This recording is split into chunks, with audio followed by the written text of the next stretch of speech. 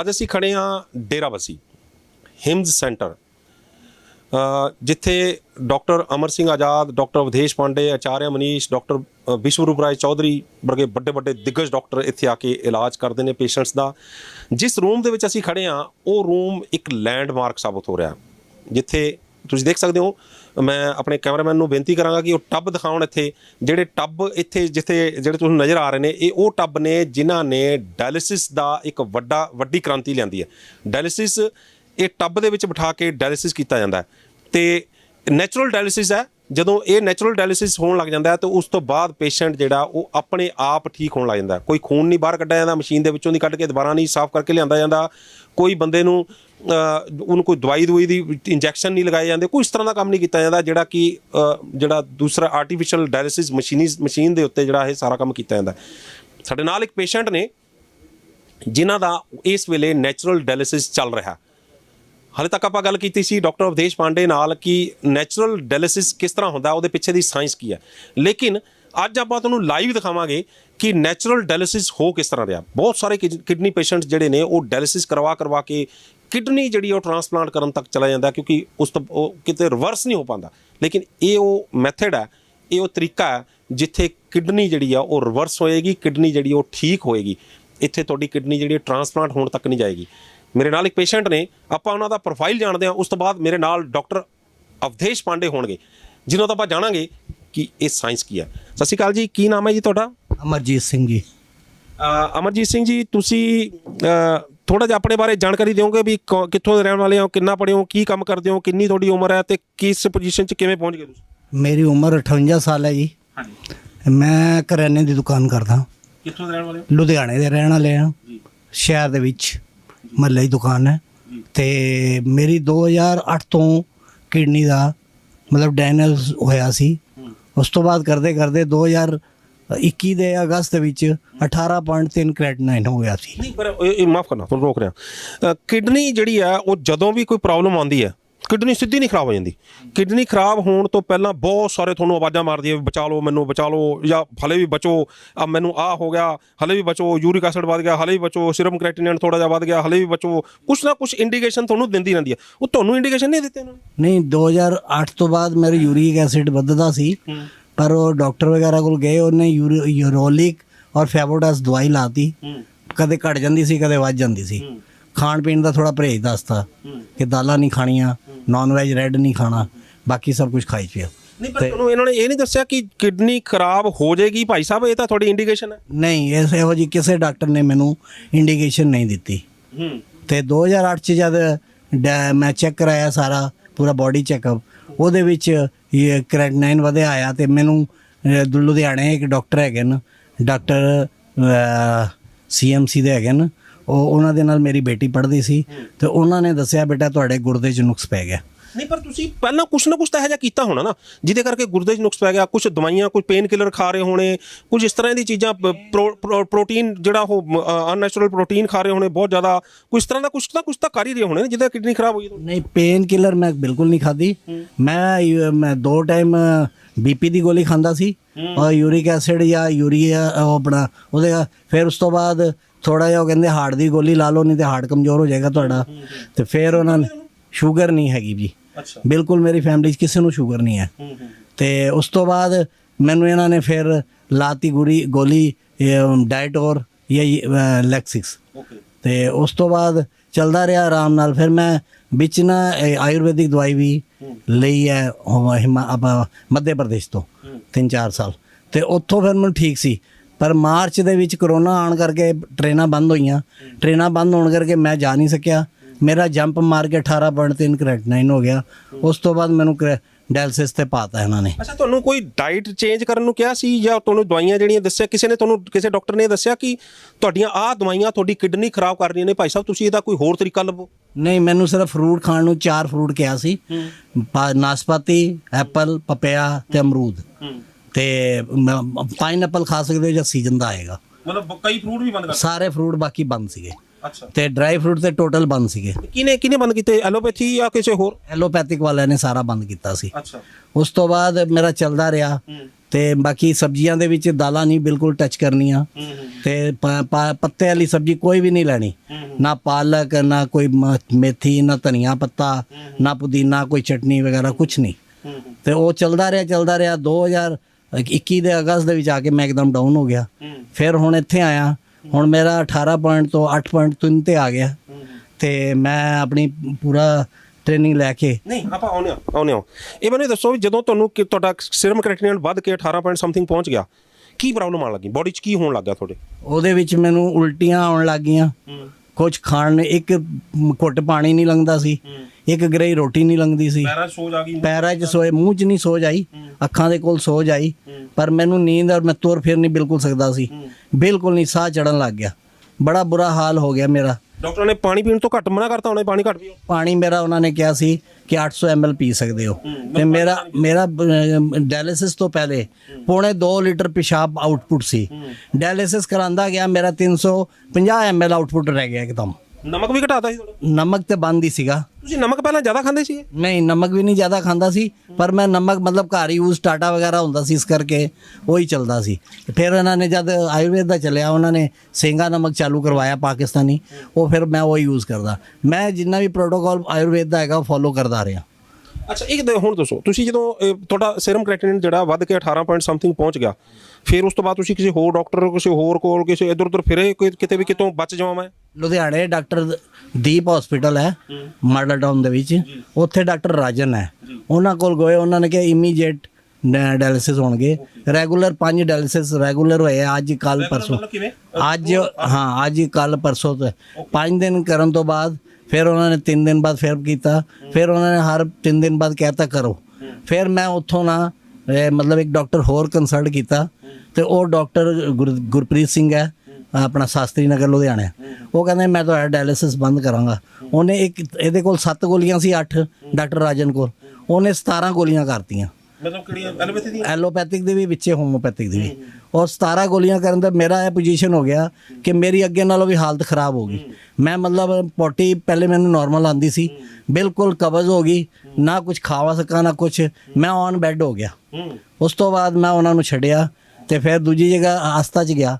ਆਸਥਾ 'ਚ ਮੇਰਾ ਉਹਨਾਂ ਨੇ 2 ਦਿਨ ਡਾਇਲਿਸਿਸ ਲਗਾਤਾਰ ਕੀਤੇ, ਇੱਕ ਦਿਨ 7 ਕਿਲੋ ਪਾਣੀ ਕੱਢਿਆ, ਇੱਕ ਦਿਨ 3.5 ਕਿਲੋ ਕੱਢਿਆ। ਫਿਰ ਮੈਂ ਉੱਥੋਂ ਡਾਇਲਿਸਿਸ ਕਰਾਂਦਾ ਸੀ ਹਫਤੇ ਬਾਅਦ, ਇੱਕ ਮੰਗਲਵਾਰ ਦੇ ਮੰਗਲਵਾਰ। ਤੇ ਫਿਰ ਉੱਥੋਂ ਮੈਨੂੰ ਇਹ YouTube 'ਚ ਪਤਾ ਲੱਗਿਆ ਵਿਸ਼ਵਰੂਪ ਜੀ ਦਾ, ਫਿਰ ਮੈਂ ਇੱਥੇ ਅਪਰੋਚ ਕੀਤੀ। ਹੁਣ ਮੇਰਾ ਹਫਤੇ 'ਚ ਇੱਕ ਹੀ ਡਾਇਲਿਸਿਸ ਹੋਇਆ, ਪਰ ਮੈਂ ਅੱਗੇ ਨਾਲੋਂ ਤੁਰਨ ਫਿਰਨ, ਸਾਹ ਦਾ, ਨੀਂਦ, ਔਰ ਜਿਹੜਾ ਮੇਰੇ ਸਿਰ ਦੇ ਵਿੱਚ ਨੀਂਦ ਦੇ ਇਲਾਵਾ ਮੈਨੂੰ ਮਤਲਬ ਹਾਈਪਰਟੈਂਸ਼ਨ ਦੇ ਲਗਭਗ ਮਤਲਬ ਡਿਪਰੈਸ਼ਨ 'ਚ ਜਾਣ ਦਾ ਮੇਰਾ ਹਾਲ ਹੋ ਗਿਆ ਸੀ, ਉਹ ਮੇਰਾ ਇਹਨਾਂ ਨੇ ਪੰਚਕर्मा करके काफ़ी रिलीफ दे।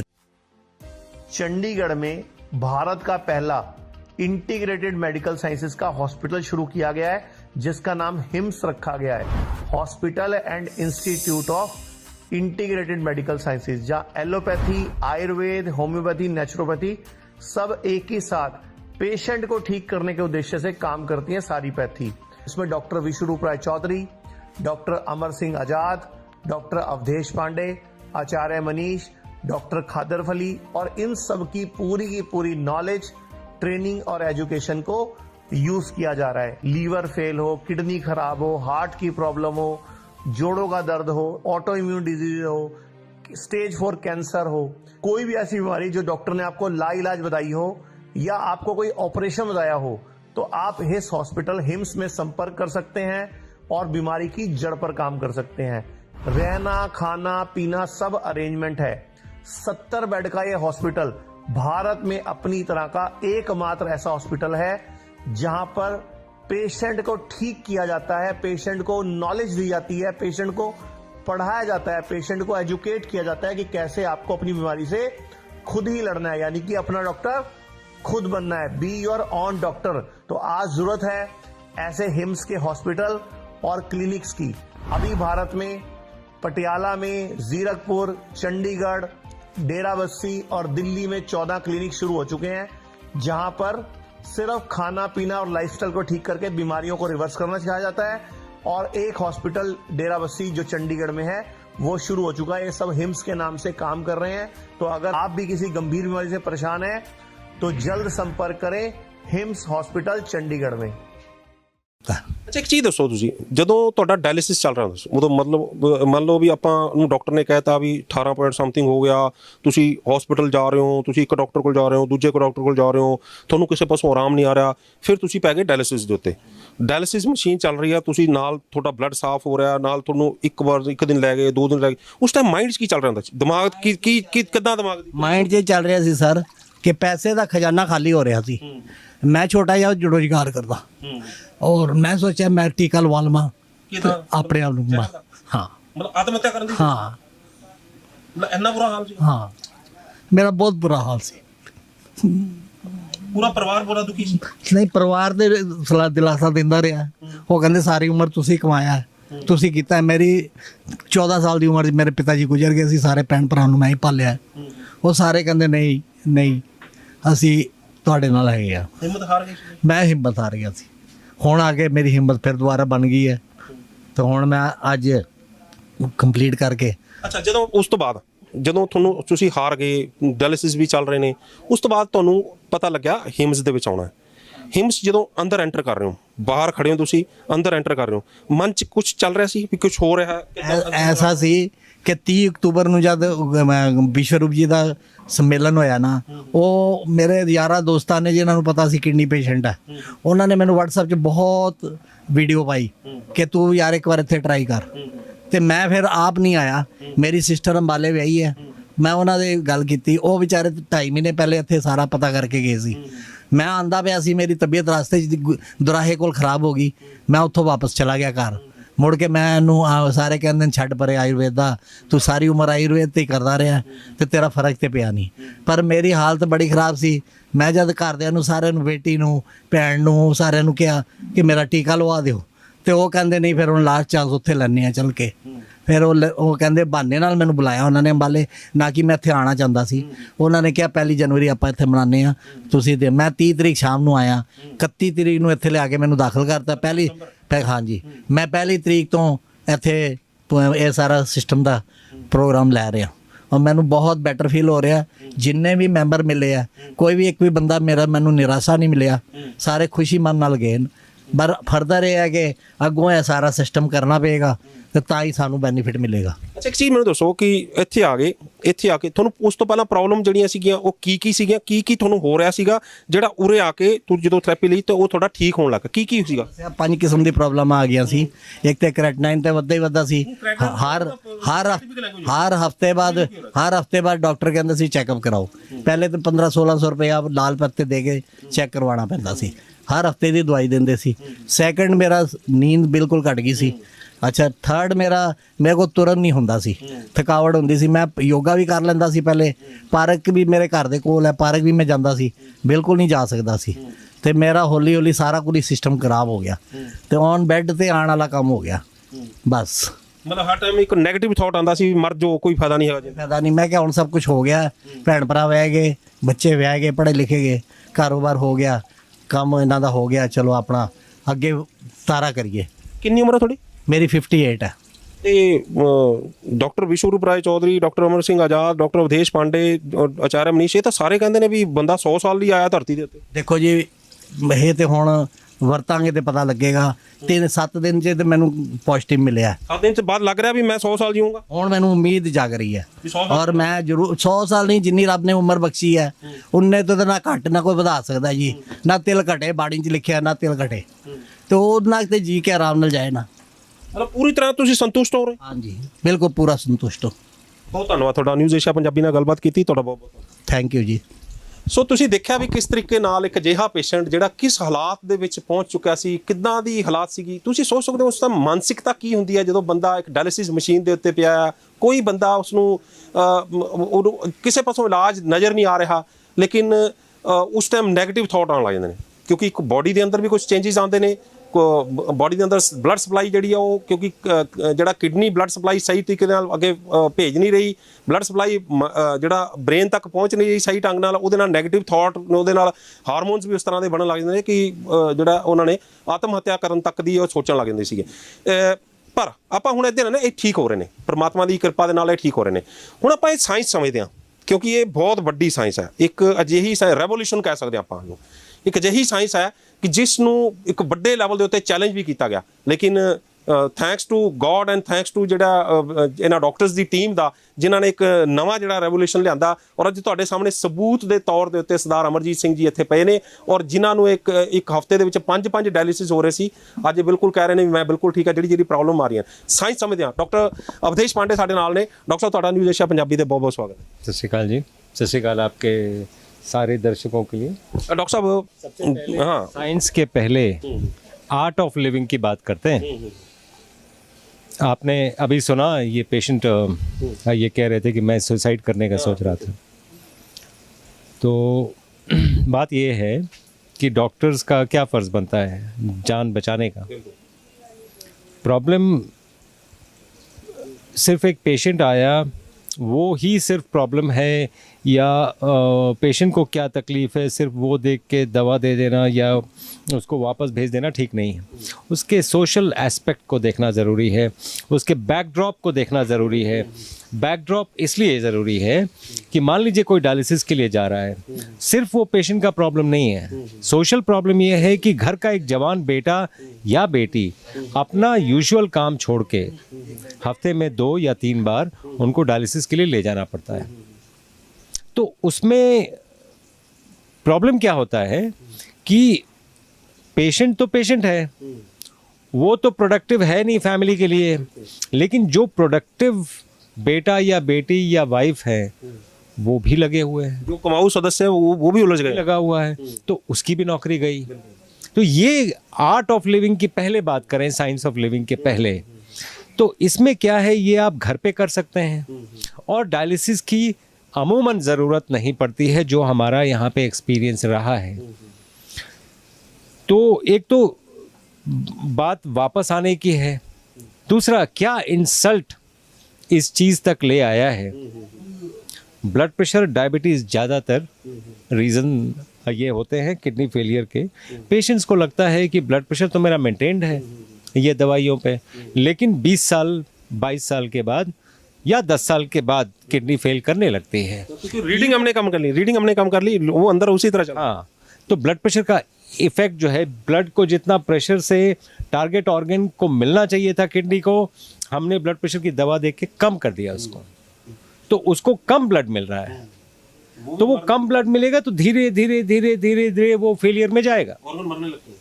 और जैसे डायबिटीज़ है, डायबिटीज़ में आपको ब्लड शुगर तो आपने कम कर दिया, वो एक रीडिंग आ गई, लेकिन डायबिटीज़ का जो डैमेज है वो चलता रहता है। शुगर तो अंदर है, मतलब वो डैमेज चलता रहता है। तो नेफ्रोपैथी हो, कार्डियोमायोपैथी हो, माइक्रोएंजियोपैथी हो, जो रेटिनोपैथी में, या फिर लिम्स का प्रॉब्लम, कई बार लिम्स काटने पड़ते हैं, तो ये डायबिटीज़ का प्रॉब्लम चलता रहता है even though blood sugar is normal. तो इसलिए मैं ये बोल रहा था कि इनका एक तो साइंटिफिक एस्पेक्ट ये है कि जब ये टब में बैठे हैं या फिर हेड डाउन टिल्ट कर रहे हैं, we are using postural medicine, और पॉस्चरल मेडिसिन से काफ़ी हद तक इनका, अब जैसे पानी में बैठे हैं ये, तो इनका because of the temperature, because of the pressure, इनका जो ये जो एसिड बेस डिसबैलेंस है वो पसीने के थ्रू निकल रहा है, और वो पसीना इज व्हाट, डाइल्यूटेड यूरिन, है ना। तो वो ऐसे करके इनका डायलिसिस भी हो रहा है, एंड प्लस प्रेशर के चलते जो ब्लड प्रेशर है, ब्लड प्रेशर जो है दो मनकों पे वो टिकी हुई है, एक कार्डियक आउटपुट, दूसरा पेरिफेरल रेजिस्टेंस।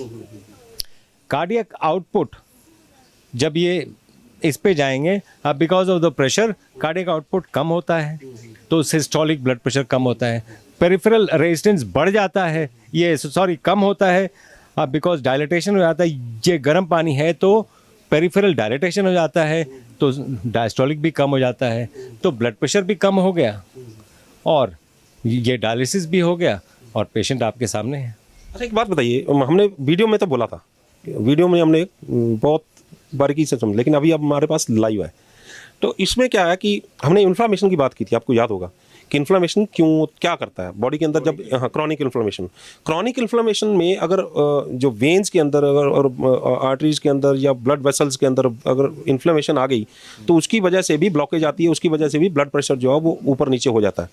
तो जब ब्लड प्रेशर ऊपर नीचे होगा तो ये पानी में अगर बैठेंगे गर्म पानी में तो इन्फ्लेमेशन वेन्स के अंदर, आर्टरीज के अंदर और वेसल्स के अंदर वो भी कम होगा, उसकी वजह से भी ठीक होगा, वो भी कम होगा, वो क्रोनिक इन्फ्लेमेशन भी कम होगा बिकॉज ऑफ दैट। वो भी एक बड़ी वजह है कि उसकी है वो पसीने से निकल जाएंगे।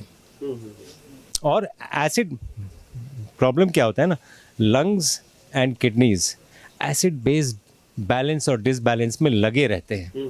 अगर किडनी काम नहीं कर रही है तो एसिड बेस्ड डिसबैलेंस हो जाएगा, है ना। उसको एसिड बेस्ड बैलेंस में कैसे वापस लेके आना, ये जो सांस चढ़ती है इनकी, ये स्वेलिंग आ जाती है, ये एसिड बेस्ड डिसबैलेंस के चलते इंटरस्टिशियल फ्लूइड सारा ये भर जाता है। इसलिए इसको आसान भाषा में अगर पब्लिक तक समझाने की कोशिश करें कि जो काम किडनी नहीं कर रही थी उस काम को हमने स्किन के रास्ते करवा लिया।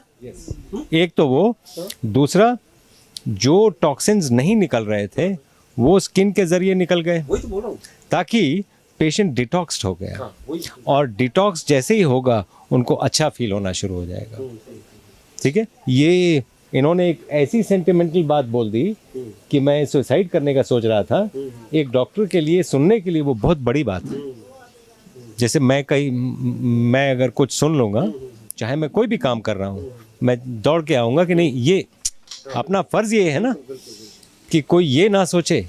तो ये मुझे बड़ी खुशी है कि इन्होंने ऐसा फ्रैंकली बोला, मैंने सुन लिया and I am very happy कि आपको इसके चलते फ़ायदा हो रहा है। हाँ, मुझे बड़ी खुशी है इस बात की।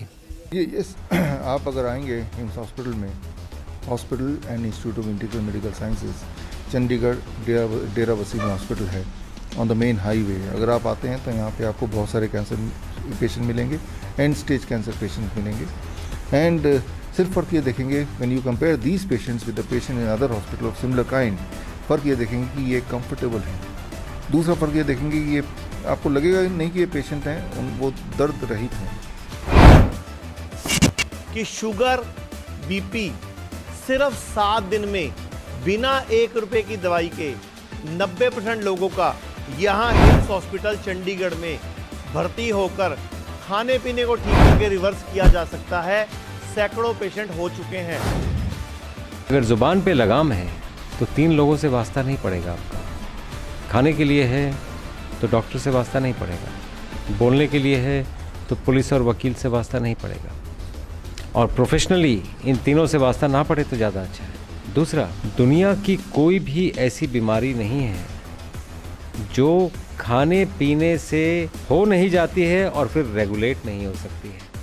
तो ये दोनों बातें वैसे ही चलती हैं। 5 पिलर्स हैं हमारे, 5 pillars: diet, medicinal plants, physical exercise या फिजिकल वर्क, माइंड मैनेजमेंट और taking the help of various pathies, all the pathies. तो ये हम 5 पिलर्स पे काम करते हैं। जब हम इन 5 पिलर्स पे काम करते हैं तो बॉडी अंदर से जब हील होने लगती है तो थायराइड की समस्या जो अपने आप ही ठीक होने लगती है। चंडीगढ़ में भारत का पहला इंटीग्रेटेड मेडिकल साइंसेज का हॉस्पिटल शुरू किया गया है, जिसका नाम हिम्स रखा गया है, hospital and institute of integrated medical sciences, जहां एलोपैथी, आयुर्वेद, होम्योपैथी, नेचुरोपैथी सब एक ही साथ पेशेंट को ठीक करने के उद्देश्य से काम करती हैं सारी पैथी। इसमें डॉक्टर विश्वरूप राय चौधरी, डॉक्टर अमर सिंह आजाद, डॉक्टर अवधेश पांडे, आचार्य मनीष, डॉक्टर खादर फली और इन सब की पूरी नॉलेज, ट्रेनिंग और एजुकेशन को यूज किया जा रहा है। लीवर फेल हो, किडनी खराब हो, हार्ट की प्रॉब्लम हो, जोड़ों का दर्द हो, ऑटो इम्यून डिजीज हो, स्टेज 4 कैंसर हो, कोई भी ऐसी बीमारी जो डॉक्टर ने आपको लाइलाज बताई हो या आपको कोई ऑपरेशन बताया हो, तो आप हिस हॉस्पिटल हिम्स में संपर्क कर सकते हैं और बीमारी की जड़ पर काम कर सकते हैं। रहना, खाना, पीना सब अरेंजमेंट है। अभी भारत में पटियाला में, जीरकपुर, चंडीगढ़, डेराबस्सी और दिल्ली में 14 क्लिनिक शुरू हो चुके हैं, जहां पर सिर्फ खाना पीना और लाइफस्टाइल को ठीक करके बीमारियों को रिवर्स करना सिखाया जाता है। और एक हॉस्पिटल डेराबस्सी जो चंडीगढ़ में है वो शुरू हो चुका है। ये सब हिम्स के नाम से काम कर रहे हैं। तो अगर आप भी किसी गंभीर बीमारी से परेशान हैं तो जल्द संपर्क करें हिम्स हॉस्पिटल चंडीगढ़ में। खुशी है बहुत इस बार की। थोड़ा सा आप तब को भी समझाएंगे भी कैसे काम कर रहा है ये? नहीं, वो मैंने आपको बताया, ये नॉर्मली एक टेम्परेचर मीटर है जो टेम्परेचर मेंटेन करता है, और एक ऑटोमेटिक पाइप है। अगर वाटर लेवल कम होता है तो वो ऑटोमेटिकली उसमें पानी ला जाता है। और ये यहाँ पे रखा गया क्योंकि 2 घंटे इन्होंने यहाँ बैठना होता है, तो कुछ अपना लैपटॉप रख के काम कर सकते हैं या कोई फ़ोन रख के पिक्चर देख सकते हैं, और 2 घंटे यहाँ पे रह सकते हैं। तो ये वैसे काम करता है। अच्छा, जो पानी है, एक पेशेंट हमने बिठा दिया इसमें, तो जो पानी उसमें से डिटॉक्सीफाई होकर उसमें यूरिन और या पसीना इसमें आ गया, तो हर बार पानी चेंज होता है? हर बार चेंज करना होता है, हर बार पानी चेंज करना होता है। एक तो हर बार पानी चेंज होगा। अब पानी में कुछ और भी मिक्स किया जाता है ताकि उसमें थेरेपी देने के लिए? नहीं, सिंपल वाटर, कुछ भी नहीं मिक्स किया जाता। बहुत बड़ी बात है। सिर्फ पानी से हम लोग जो है वो किडनी भी रिवर्स कर रहे हैं, और जो पूरी बीमारी जो है रिवर्स करके इन्फ्लेमेशन भी कम कर रहे हैं, और पूरी बीमारी। अरे क्या बात है, बहुत बढ़िया है, कोशिश बहुत बढ़िया है। तो इसके लिए तो मैं ऑन कैमरा आप सलाम ही बोल सकता हूँ, इससे ज़्यादा मैं कुछ नहीं बोल सकता। बहुत धन्यवाद आप। थैंक यू जी, थैंक यू। ਸੋ ਤੁਸੀਂ ਦੇਖਿਆ ਜੀ ਕਿ ਡਾਕਟਰ ਅਵਧੇਸ਼ ਪਾਂਡੇ ਸਾਡੇ ਨਾਲ ਨੇ, ਕਿਸ ਤਰੀਕੇ ਦੇ ਨਾਲ ਇੱਕ ਅਜਿਹੀ ਇਨਵੈਂਸ਼ਨ, ਇੱਕ ਅਜਿਹੀ ਇਜਾਦ। ਮੇਰੇ ਨਾਲ ਪੇਸ਼ੈਂਟ ਦੇ ਪਰਿਵਾਰ ਵੀ ਹੈ, ਉਹਨਾਂ ਦੇ ਸਰਦਾਰ ਅਮਰਜੀਤ ਸਿੰਘ ਜੀ ਦੇ ਵਾਈਫ ਵੀ ਨੇ।